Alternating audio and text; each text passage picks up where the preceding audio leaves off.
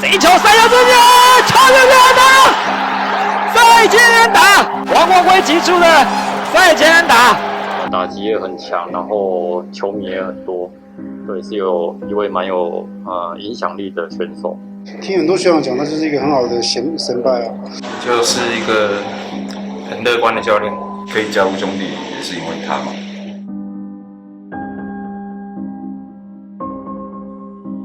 再投打击出去，安打，比赛结束，金冠军兄弟象队，王光辉击出了这个右外野方向的一个德州安打，平飞安打，打赢了这场比赛，也打下了职棒3年的金冠军。如果说我真的1年到15年的球员生涯，当然每年改变不同。那时候我也没想到说我们职棒可以达到那么久，没有想到说后面的事情。我只要在这职业的生涯当中，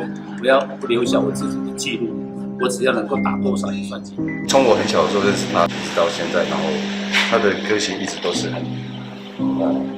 正向，然后很乐观去看待棒球这个运动。印象比较深刻，我想可能是前年选理事长的时候，他说是全票19票全通过。老大也有讲说，就是好好为下一代的努力啊，因为他们上一代创造这个关怀杯的时候，其实就是为了我们这些小朋友。那我们在接手的时候，就是为了下一代小朋友。我是高三才转学过去，因为我也是从投手转野手，然后他就会在野手这部分讲一些细节，因为他知道我可能不懂。然后我做不好，他也不会轻易去整理。抓第一个球，结果扫到了右半边，形成了一个飞球。右外野手跑了很长的距离过去，哎呀，结果落地，形成了一个界内球。这时候野上跑者已经绕过3垒，右外野手长传回来，真是让人想象不到的一支安打。过去我们来讲，当然我们比较幸运，就是说永不放弃嘛。比赛当中的时候，常常我们会在第7局、第8局把人家就是扳平啦，或者是说逆转胜啦，这个就是说常常来讲，我们兄弟队的精神，就像你说的，我们要传承。比如说我们一代像慢慢的像李基美啊、胡仁他们慢慢退之后，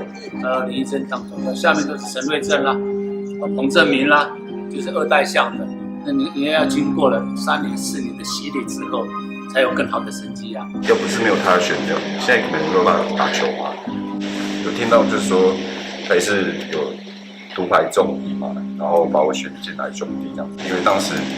其实兄弟的战力是很吃紧，需要投手进来也是老大选的，对啊，那一年其实一开始他也对我蛮多机会，给我蛮多机会的。他就说不紧张哦，会怕哦，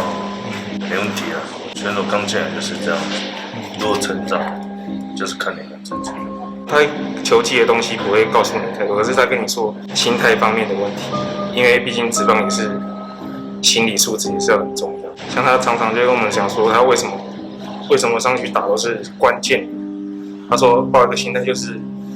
上去打不是英雄就是狗熊，所以不用想太多。老大你辛苦了，没有病痛。儿子现在也在我们这里，那以前也是在你这里出来的。你别放心，会成为会帮你去处理。老大以前就是我们的老大哥，那现在角色也不一样，变成我们是会成为老大哥，所以叫他放心，他儿子会帮你去照顾你，然后你去关心他这样子。那也谢谢你。让我在职棒这个舞台，今天让我有办法站在这个舞台，非常感谢你那时候给我蛮多的机会，然后让我成长，然后后续在中心的兄弟，然后在中心兄弟这样慢慢的对待这些学弟，那也会把你的精神传承下去，这样子。